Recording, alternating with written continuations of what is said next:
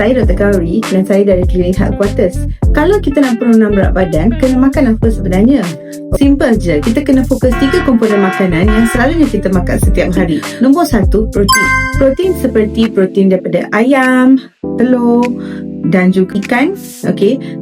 Protein ni boleh membantu kita untuk kenyang lebih lama. Sayur-sayuran tinggi dari segi fiber yang boleh membantu untuk digestion. Nombor 3, karbohidrat. Karbohidrat pun penting juga, tetapi kita harus mengurangkan kuantiti yang kita ambil dari segi karbohidrat. Contohnya, makanan seperti nasi, yang tinggi gula, semua ni kita boleh kurangkan porsi yang kita boleh je makan makanan yang lain, tapi yang pentingnya balance dengan portion control. Jika kita mengamalkan kawalan porsi secara konsisten, penurunan berat badan akan menjadi lebih mudah.